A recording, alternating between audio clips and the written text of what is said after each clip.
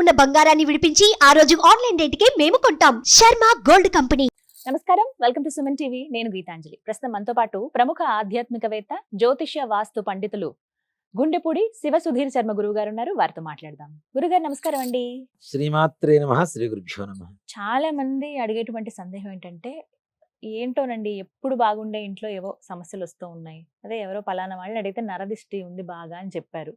అంటే దానికి సంకేతం ఇవేనా? ఇంకా ఎటువంటి సంకేతాలు ఉంటాయి అసలు ఒక వ్యక్తికో లేకపోతే వాళ్ళ కుటుంబానికి నరదిష్టి సోకింది అనడానికి ఎలా మనం తెలుసుకోవచ్చు? ముఖ్యంగా చెప్పాలంటే నరఘోష ప్రతి ఒక్కరికి ఉంటుంది. అవునా? నరుడికి ఉండేటువంటిదే నరఘోష, నరుడి ద్వారా వచ్చేటువంటిదే నరఘోష. అవునా? ఒక ముష్టివాడిని తీసుకుంటే వాడికి కూడా నరఘోషే, పక్క ముష్టివాడితో. వీడికి ఎక్కువ వచ్చినాయి, వాడికి తక్కువ వచ్చినాయి అని మనం కంపారిజన్ చేసుకుంటూ వెళ్ళిపోతే ప్రతి ఒక్కరికి ఏదో రకమైనటువంటి ఘోష అనేది మాత్రం తప్పనిసరి కలుగుతూ ఉంటుంది. కొంతమంది నరదృష్టి, నరఘోష అంటుంటాం కదా. నరఘోష ఎందువల్ల కలుగుతుంది? చూసే దృష్టి వల్ల కలుగుతుంది అని చాలా మంది చెబుతాం. ఈ దృష్టికి మూలం ఎక్కడ? మనస్సు. ఎవరికైతే చెడు ఉద్దేశంతో ఎదురు వాళ్ళు బాగుపడకూడదు, ఇక్కడ ముఖ్యంగా మనకుండే లక్షణం ఏంటి? మనం బాగుపడకపోయినా పక్కవాడు మాత్రం బాగుపడకూడదు అనుకుంటారు. మన దగ్గర ఉండే లక్షణం కూడా అదే. మన ఇంట్లో కరెంట్ పోతే పక్కింట్లో తొంగి చూస్తాం ఫస్ట్. ఉందా లేదా? మన ఇంట్లో పోయినా పర్లా, పక్కింట్లో మాత్రం ఉండకూడదు. అప్పుడు మనం గందరగోళం చేస్తాం పక్కింట్లో ఉంటే. అంటే మానవ సహజం అయిపోయింది. ఎవరి కష్టం వాళ్ళది, ఎవరి అదృష్టం వాళ్ళది ఉంటుందమ్మా.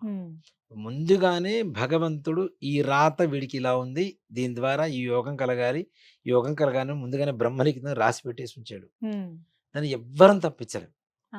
కానీ ఇక్కడ కొంతమంది పక్క వాళ్ళని చూసి జలస్, వాళ్ళు బాగుపడ్డారు, మనం బాగుపడలేకపోతున్నాం. వీడు బాగుపడలేనందుకు బాధపడ్డు, పక్కవాడు బాగుపడుతున్నాడు, అదొకటే వీడి బాధ ముఖ్యంగా. దీనివల్ల ఏమవుతుందంటే అదొక వ్యసనం లాగా మారిపోతుంది. వీళ్ళ మనస్సు ఎవరిని చూసినా ఓర్చుకోలేని తత్వం. చాలా మంది, నేను మా బంధువులు కూడా చూస్తుంటా, కొంచెం మంచిగా మంచి బట్టలు కట్టుకుంటే మాకు తెలిసిన ఒక ఆయన ఉన్నారు, బంధువులు. ఆయన మంచి షర్ట్ వేసుకొని ఒకసారి కనబడ్డాను ఆయనకి. చాలా బాగుందిరా షర్ట్ అన్నాడు.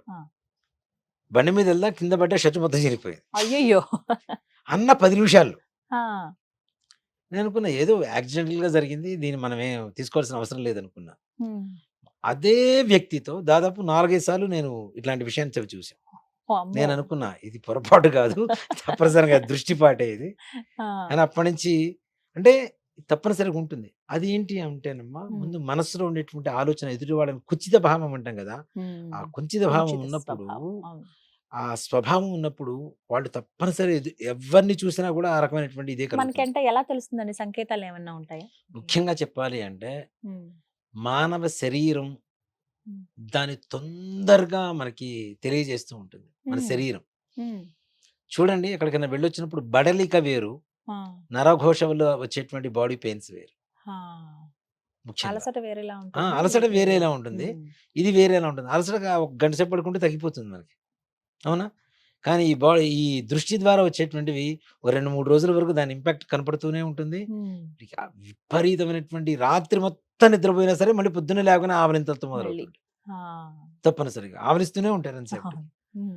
అదొకటి. అలాగే వీళ్ళు ఏదైతే సంపూర్ణంగా ఒక పని చేసి ఆనందపడుతూ ఉంటారో, దీని మీద ఎవరన్నా చెడు దృష్టి కలిగింది, నరఘోష కలిగింది అంటే అది తప్పని పగిలిపోవడము, కింద పడి విరిగిపోవటము, ఇట్లాంటివి కూడా జరుగుతుంది. ఇంత జాగ్రత్తగా పట్టుకున్నటువంటి వాళ్ళ దీంట్లో కూడా ముఖ్యంగా అంటే అంత ఘోరంగా ఉంటుంది ముఖ్యంగా చెప్పాలి అంటే. అలాగే మనం అనుకున్న పనులు ముందుకు వెళ్ళవు.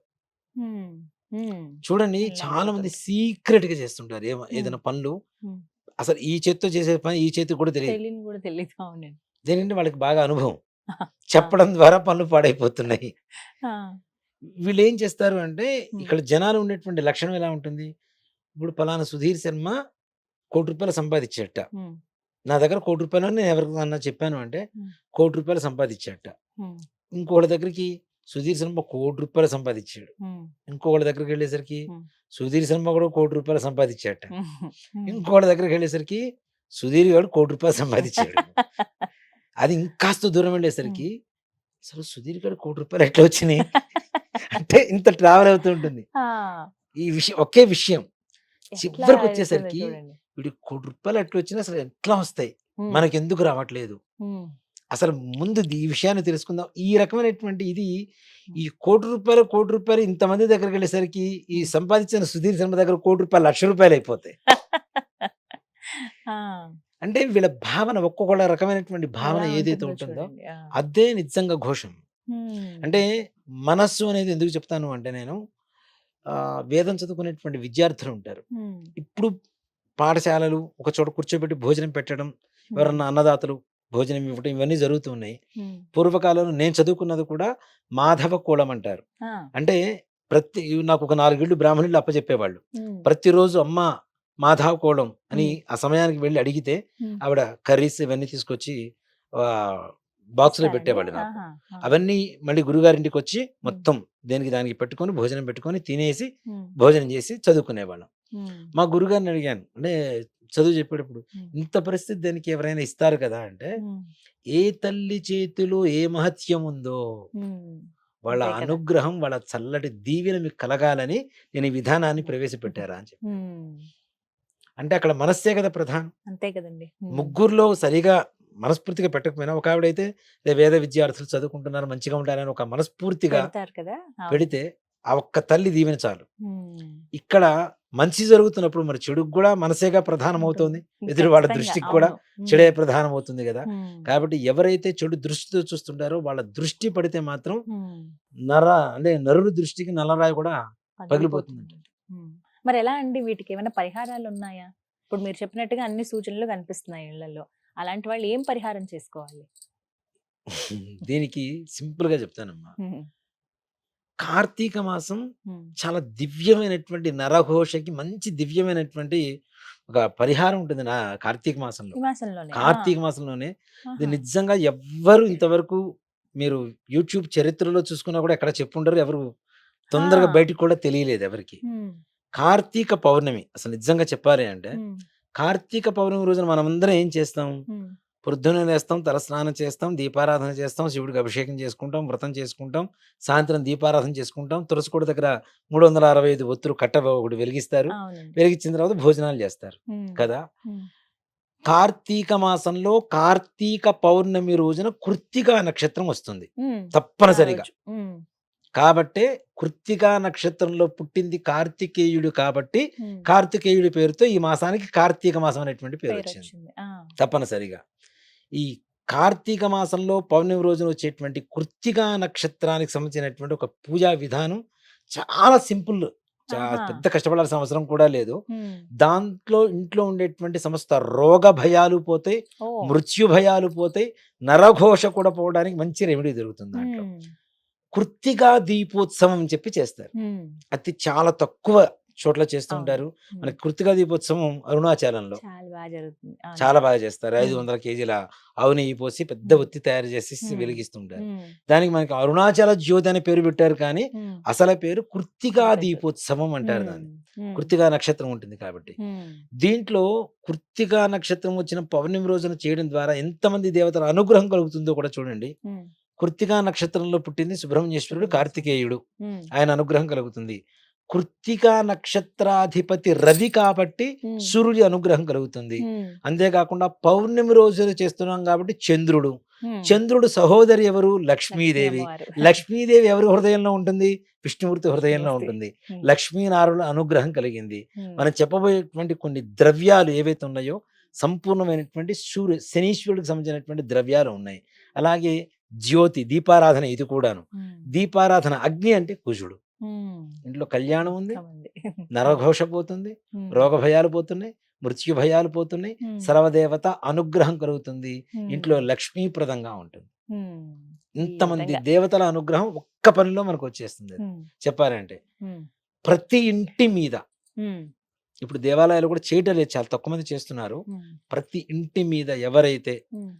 అమావాస్య రేపనగా ఇవాళ ఒక నల్లటి వస్త్రం ఒకటి తెచ్చుకోండి, కాటన్, ప్యూర్ ఉమ్. కాటన్ ఒకటి తెచ్చేసుకోండి, నల్లటి వస్త్రాన్ని. ఉమ్. దాంట్లో ఒక 4-5 గుప్పిళ్ళు నువ్వులు పోయండి. ఆ. నువ్వులు పోసి ఇలా అనగానే మనకి ఒత్తిలాగా వస్తుంది పైన. ఉమ్. చుట్టూ దారంతో గట్టిగా కట్టేసి ఉమ్. ఈ మూటను తీసుకుని వెళ్ళి ఒక ఉమ్. నువ్వుల నూనెలో తడిపేయాలి. తడపాలి. ఉమ్. అట్లానే పెట్టేసి ఉంచితే మరుసటి రోజు బాగా పీల్ చేసుకుంటుంది నూనె మొత్తం. అవును. 1 కేజీ నూనె పోసామండి. ఉమ్. ఇనుముతో తయారు చేసిన మూకుళ్ళు ఉంటాయమ్మా ఉమ్, మనకి ఇనుప కదా, ముక్కలు, అవునండి. ఇనుప మూకుళ్ళు ఉంటాయి. పౌర్ణమి రోజున సాయంకాల సమయంలో ఉమ్, చంద్రోదయం అయిన తర్వాత ఉమ్, చక్కగా ఇంటి మీద ఆవు పేడతో కొద్దిగా అలికి ఉమ్, దాని మీద పసుపు కుంకాలతో ముగ్గు పెట్టి ఉమ్, చంద్రుడు బొమ్మ వేసి ఉమ్, బియ్య పిండితో ఉమ్, ఈ మన ఇనుప మూకుడు దాని మీద పెట్టి ఉమ్, ఆ మూకుడు మీద ఈ ఒత్తి మొత్తం పెట్టేసిన తర్వాత ఉమ్, కర్పూరం పెట్టి వెలిగించి ఉమ్, అవకాశం ఉన్నంత వరకు ఏ దేవతా స్వరూపం మీద ఆ దేవతా స్వరూపంలో మీరు పూజ చేసుకోవచ్చు. ఉమ్, సుబ్రహ్మణ్యేశ్వరుడు చేయొచ్చు, కార్తీక మాసం కాబట్టి శివుడికి చేయొచ్చు, విష్ణుమూర్తికి చేయొచ్చు, లక్ష్మీదేవికి చేయొచ్చు, చంద్రుడికి చేయొచ్చు. ఉమ్, అందరికి ఏ దేవత ఆరాధన చేయాలనుకుంటే ఆ దేవత అష్టోత్తరంతో పూజ చేసుకోవచ్చండి. చేసుకొని ఉమ్, చుట్టూ కూర్చొని ఆ దీపం చుట్టూ కూర్చొని కాంతి బాగా వస్తుంది కదా, అవును. దీపం చుట్టూ కూర్చొని భోజనం చేస్తే ఉమ్, తప్పనిసరిగా ఆరోగ్యం మొట్టమొదటిగా అక్కడ లభిస్తుంది. ఉమ్. తప్పనిసరిగా అంటే పౌర్ణమి ఒకవేళ చేయలేని వాళ్ళు ఈ విధంగా చేసుకోవచ్చు. చేసుకోవచ్చు. ప్రతి చక్కగా అమావాస్య అండి, ఏ అమావాస్యకైనా మంచిదా లేకపోతే కేవలం పౌర్ణమి, కార్తీక పౌర్ణమి మాత్రం. కార్తీక కార్తీక పౌర్ణమి ఉమ్. ఇది సంవత్సరం మొత్తం మనం వాడుకోవచ్చు. ఇప్పుడు ఇది మనం పౌర్ణమికి చెప్పబోయే చేయాలంటారు. పౌర్ణమి రోజు చేసింది ప్రతి రోజు మనం వాడుకుంటూ ఉండవచ్చు. ఈ బొట్టు ఒక మాట చెప్పండి, తిలక ధారణ కోసం తయారు చేస్తున్నటువంటి ఒక విధానం ఇది. దీపం వెలిగిచ్చేసాం, పూజ చేసుకున్నాం, చక్కగా కూర్చొని భోజనం చేసాం మనం. కార్తీక పౌర్ణమి చంద్రుడు వెన్నెలలో చంద్రుడి కిరణాలతో చక్కగా మధ్యలో కూర్చొని భోజనం చేయడం ఆనందంగా ఉంటుంది అందరం కలిసి. అలాగే ఈ మొత్తం దీపం మరుసటి రోజు మొత్తం కాలిపోయిన తర్వాత నల్లగా తయారవుతుంది. ఇంతమంది దేవతల శక్తి దాంట్లో ప్రసరించిన తర్వాత మనం దాన్ని తీసుకొని వచ్చి మెత్తగా నూరేసి కొద్దిగా ఆవు నెయ్యి కలుపుకొని రోజు బొట్టు పెట్టుకుంటే ఎలాంటి ఘోషలైనా పోతాయి. పెట్టుకోవచ్చు. అక్కడ ఉన్న నువ్వులు, ఇనుము, నల్ల వస్త్రం, సుబ్రహ్మణ్యేశ్వరుడు, శివుడు, ఉన్నాయి కదా. విష్ణుమూర్తి, చంద్రుడు, లక్ష్మీదేవి, కుజుడు, ఇంతమంది దేవతల అనుగ్రహం ఉంది కదా. కాబట్టి నరఘోషలు ప్రతి ఒక్కటి నివారణ కలగడానికి దివ్యమైనటువంటి ఔషధం ఇది. మనం నువ్వులు ఎక్కువ పోసాం, ఎక్కువ రోజులు వస్తూనే ఉంటుంది. భస్మం ఎంత వాడతాం మనం, కొద్దిగా ఆవు నెయ్యి కలిపితే జస్ట్ టచ్ చేస్తే చాలు మనకు నల్లగా వస్తుంది. ఆ నల్లటి బొట్టు పెట్టుకుని వెళ్ళండి, సమస్త నరఘోషలు కూడా నివారణ జరుగుతుంది. ఇది కార్తీక పౌర్ణమి రోజున చేస్తే దివ్యమైనటువంటి ఇది. దాంట్లో కూడా సైంటిఫిక్ రీజన్ ఉంటుంది మనకి. మాట చెప్పాలంటే మనకి కార్తీక మాసం చల్లదనం, కార్తీక పౌర్ణమి, పౌర్ణమి అంటే చంద్రుడు ఉంటాడు, ఇంకా చల్లగా ఉంటుంది. నువ్వుల నూనె, ఇనుప పాత్ర, వీటి వల్ల వేడి ఎక్కువగా వస్తుంది. మన శరీరంలోకి అతి చల్లదనం వల్ల శరీరం చల్లబడిపోతూ ఉంటే ఎంత ఉష్ణాన్ని కావాలో ఆ దీపం ద్వారా మన శరీరంలోకి చేరుతూ ఉంటుంది. సంపూర్ణంగా ఆరోగ్యం ఈ ఉంటుంది. విధంగా చేయొచ్చు. ఇట్లా చేస్తే నరఘోష నివారణ కలదు. ఇది మనం కార్తీక మాసంలో అంటే ఇప్పుడు మాత్రమే చేయాలి కదా, ఇప్పుడు కార్తీక పౌర్ణమి కూడా వెళ్ళిపోతుంది కదా అనుకుంటారు. ఇలా కాకుండా మనం ప్రతి నెల ఒకసారి అమావాస్య రోజున ఇంట్లో ఎంతమంది ఉంటారో అన్ని పీచు తీయని కొబ్బరికాయలు తెచ్చు. పీచు తీయనివి, తీయని పీచు మొత్తం సంపూర్ణంగా ఉంటుంది కదా, ఎండిపోయింది, అది తెచ్చుకోండి. ఎవరైతే ఎవరికి వారు స్వయంగా చేసుకునేటువంటి ఒక చిన్న పరిహారం అమ్మ. పెద్ద ఖర్చు కూడా కాదు. కొబ్బరికాయ 30 రూపాయలు అవుతుంది మనిషికి. నలుగురు ఉంటే 4 3 120 రూపాయలు అవుతుంది మహా అయితే కదా. పీచు తీయని కొబ్బరికాయ తెచ్చుకొని ఎవరికి వారే స్నానం చేసే ముందు చక్కగా 3 సార్లు క్లాక్ వైజ్, 3 సార్లు యాంటీ క్లాక్ వైజ్ తిప్పుకొని దాన్ని కిందకి 3 సార్లు ఇలా తుడిచి వేసేసి, పైనుంచి కిందకి తుడిచి వేసి, ఇవి మొత్తం కూడాను నీళ్లల్లో ఎవరి చేతన పడివేయటం కానీ, లేదా మనమే వెళ్ళి వేయాల్సి ఉంటే వేసి మళ్ళీ వచ్చి స్నానం చేయడం కానీ చేస్తే, మీరు కొబ్బరికాయలు నీళ్ళలో వేస్తే ఏమవుతాయి, మునిగిపోతాయి కదా, ఇవి వేసి చూడండి, తప్పనిసరిగా తేలుతూనే ఉంటాయి. మన శరీరంలో మన దీంట్లో ఉండేటువంటి ఘోష మొత్తం కూడాను సంపూర్ణంగా దాంట్లోకి వచ్చేస్తాయి. తప్పనిసరిగా నీళ్ళలో వేస్తే పైకి తేలుతూనే ఉంటాయి, మునగబావి. అది మీరు ఎవరైనా కావాలంటే చూడొచ్చు. దానికి మనం ప్రత్యక్షంగా ఎవరైనా చేసుకోదగినటువంటి పరిహారం కాబట్టి దీంట్లో మనం ఏదో అబద్ధం చెప్తున్నా, మనం అభూత కల్పనను చెప్పాల్సిన అవసరం లేదు. అందరూ ప్రత్యక్షంగా చూడవచ్చు దీన్ని. ఇలా చేయడం ద్వారా మనలో ఉండేటువంటి ప్రతి ఒక్కటి కూడా, అంటే కొబ్బరికాయకు ఉండేటువంటి లక్షణం కూడా అదే కదమ్మా, శక్తి. ఇప్పుడు ఒక దేవత కలశం పెడతాం, ఏ కలశం పెట్టినా కొబ్బరికాయ పెడతాం, అంటే ఏ దేవతా స్వరూపమైనా ఉంటుంది, దేనైనా స్వీకరించేటువంటి తత్వం ఉంటుంది. అప్పుడు మన శరీరంలో ఉండేటువంటి ఘోషను కూడా తప్పనిసరిగా తిప్పివేసేటువంటి అవకాశం కనబడుతుంది. అలాగే ఇంటికి నరఘోష, ఇది మనిషికి అనుకుందాం, ఇంటికి ఎక్కువగా కలుగుతుంటుంది. ముఖ్యంగా ప్రతి అమావాస్య రోజున తప్పనిసరిగా మంచి గుమ్మడికాయ అంటాం కదా మనం, మంచి గుమ్మడికాయ, ఇది అందరూ తెలిసిందే కదా అని చాలా మంది అనుకుంటారు. ఈ మంచి గుమ్మడికాయలో చాలా మంది డైరెక్ట్ కొట్టేస్తూ ఉంటారు. ఉమ్, అలా కాకుండా పైన కొంతవరకు ఇలా వలిచి ఉమ్, చాకుతో కోసేసుకొని తొడని దగ్గర. ఆ! ఉమ్, తీసి దాంట్లో పసుపు, కుంకుమ, ఉమ్, సున్నం ఉంటుంది. నీరు సున్నం అంటాం మనం. ఉమ్, సున్నం మనం తమలపాకులో వేసుకుంటాం కదా! ఉమ్, ఆ నీటి సున్నాన్ని వేసి ఉమ్, దాంట్లో కొద్దిగా ఈ లవంగాలు ఉంటాయి కదా! పొడి చేసి దాంట్లో వేసి ఉమ్, దాని మీద కర్పూరం పెట్టి వెలిగిచ్చేసి తిప్పి చేయండి. ఉమ్. తప్పనిసరిగా సమస్త నరఘోషలు పోతాయి. ఓ, నెలకు ఒకసారి ఇలా చేస్తే మంచిదండి. ఒక్కసారి చాలు. ఉమ్, తప్పనిసరి ఇప్పుడు కొంతమంది గుమ్మడికాయ కడుతూ ఉంటాం కదా! ఇంటి ఉమ్, ముందు ఉమ్, కడుతుంటాం కదా! ఉమ్. ప్రతి నెల మార్చాల్సిన పరిస్థితి వస్తుంది. నీళ్లు గారిపోతూ కొంతమందికి ఉంటుంది. అవును. ఇలా ఒక 3 నెలలు చేసి చూడండి. మళ్ళీ గుమ్మడికాయ ప్రశాంతంగా ఉంటుంది. ఓ 4, 5 నెలల తర్వాత మళ్ళీ మార్చుకునే పరిస్థితి వస్తుంది గ్యారంటీగా. ఆహా. దీనివల్ల ఇది ఏ రోజున చేస్తే మంచిదండి అమావాస్య నెలలో? అమావాస్య. రాత్రి సమయంలో 9 దాటిన తర్వాత. ఉమ్, అలా అని చెప్పేసి ఇంటికి తీసేసిన ఈ గుమ్మడికాయ ఏదైతే ఉందో ఉమ్, తీసుకెళ్ళి రోడ్ల మీద పడేయకండి. ఉమ్, కొట్టేసి ఇంటికి ఇరుపక్కలా పెట్టేసి ఉమ్. దాని మీద కొద్దిగా పసుపు కుంకుమ చల్లేసి కాళ్ళు కడుక్కొని లోపలికి వెళ్ళండి. అంతే. రోడ్ల మీద వేయడం ద్వారా మనలాగా మనకంటే ఎక్కువ బాధపడే జనాలు ఎక్కువ మంది ఉంటారు. ఉంటారు కదండి. అవును. నిజంగా అవి చూస్తుంటేనే కొంతమంది భీతి కలుగుతుంటుంది. ఉమ్, అది అవును. ఏముందా లేదా అనేది తీసి పక్కన పెడితే మన హిందూ ధర్మం అంటే మన హిందువులకు ఉండేటువంటి ఒక సైకలాజికల్ ఫీలింగ్ ఏంటంటే ఉమ్. ఒక నిమ్మకాయ కోసి పసుపు కుంకుమ పెట్టండి, దాన్ని ఏం పూజ వద్దు ఏమొద్దు పెట్టేసేయండి. అమ్మో ఏదో ఏదో జరిగింది అనుకుంటారు. జరిగిందని అనుకుంటాం. అవును. ఏదో చేసేసారు నా మీద అయిపోయింది, నాకు అంత మొత్తం నా మీదనే నెగిటివ్ చేసేసారు అనుకుంటారు. అలాంటి భయంకరమైనటువంటి స్థితిలో ఉమ్.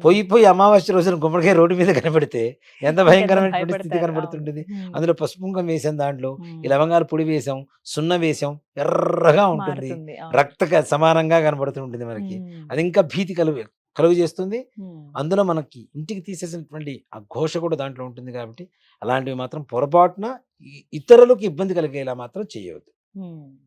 కొట్టేసి ఆ గుమ్మడికాయని పక్కన అక్కడే పెట్టేసి. ఇంటికి ఇరుపక్కల పెట్టేసి తర్వాత అండి తర్వాత రోజు ఆ మరుసటి తీసేయాలా? రోజు తీసేసేయచ్చు. ఉమ్, తీసేస్తే ఒక 4, 5 నెలలు ఇట్లా చేశారనుకోండి, 3 నెలలు ఉమ్. ఇక గుమ్మడికాయలు పాడైపోవటాలు, ఇవేమీ ఉండవండి. ఘోషలు వెళ్ళిపోతుంటుంది. ఉమ్. ఎప్పటికప్పుడు కొంతమంది వ్యాపార స్థలాల్లో కూడా ఇలా చేస్తుంటారు. అక్కడ కూడా చక్కగా చేయొచ్చండి. వ్యాపార స్థలంలో కూడా చక్కగా చేసుకోవచ్చు. ఉమ్, ఇప్పుడు చాలా మంది చేస్తారమ్మా. ఉమ్, కొంతమంది అవును. కొంది చేయటం లేదు కానీ ఇప్పుడు ఉమ్, చూడండి, మార్వాడి షాప్స్ చూడండి, వాళ్ళు క్లోజ్ చేసేటప్పుడు ఉమ్, ప్రతిరోజు కర్పూరం వెలిగిస్తాడు షాప్. ఉమ్, అవును.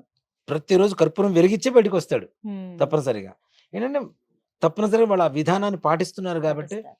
వాళ్ళు మంచిగా ఉంటున్నారు. వాళ్ళ ఉమ్, కష్టంతో పాటు పద్ధతిని నమ్ముతున్నారు, మన ధర్మాన్ని నమ్ముతున్నారు కాబట్టి వాళ్ళకి లక్ష్మీ యోగం ఉంటుంది.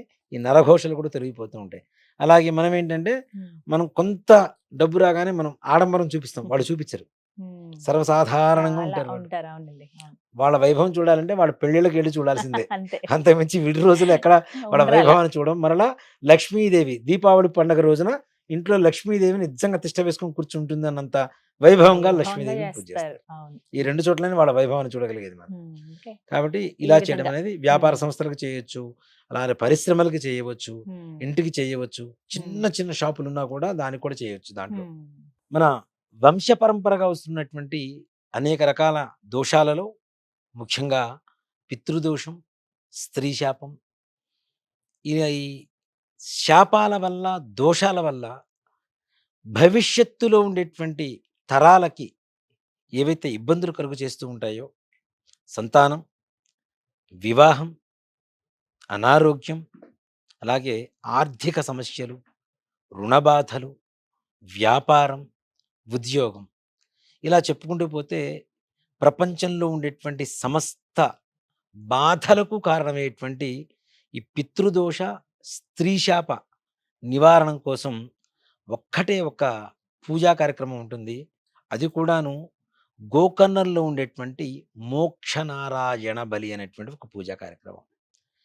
ఈ కార్యక్రమాన్ని చేయించుకోవడానికి చాలా మంది సంకల్పం చేస్తూ ఉంటారు. గోకర్ణం వరకు వెళ్ళి కూడా చేయించుకోలేక వెనుతిరిగి వచ్చినటువంటి వ్యక్తులు కూడా కొంతమంది ఉంటారు. ఇలా కాదు, మనం ఎన్నిసార్లు ప్రయత్నం చేస్తున్నా అవ్వటలేదు అనుకునేటువంటి పరిస్థితుల్లో కూడాను రేపు అంటే నవంబర్ 24వ తారీఖు కొత్తపేట నుంచి, హైదరాబాద్ కొత్తపేట నుంచి ఒక యాత్ర బస్సు ప్రయాణం ప్రారంభమవుతుంది. మధ్యాహ్నం 1 గంట దగ్గర నుంచి. ఎవరైనా మీకుండేటువంటి సమస్త బాధా నివృత్తి కోసం, ఈ స్త్రీ శాప, పితృదోష నివారణం కోసం గోకర్ణంలో మోక్షనారాయణ బలి చేయించుకోవాలి అనుకునేటువంటి ప్రతి ఒక్కరు కూడాను ముందుగా మీ యొక్క వివరాలు నమోదు చేసుకోండి. తప్పనిసరిగా ఈ యొక్క కార్యక్రమంలో పాల్గొనండి. పితృదేవతల పరిపూర్ణమైనటువంటి అనుగ్రహంతో వంశాభివృద్ధి, ధనాభివృద్ధి, అలాగే ఆరోగ్యాభివృద్ధి కలిగి తరించండి. చక్కగా వివరించారు గురుగారు. నమస్కారం అండి. శ్రీమాత్రే నమః. శ్రీ గురుభ్యో నమః.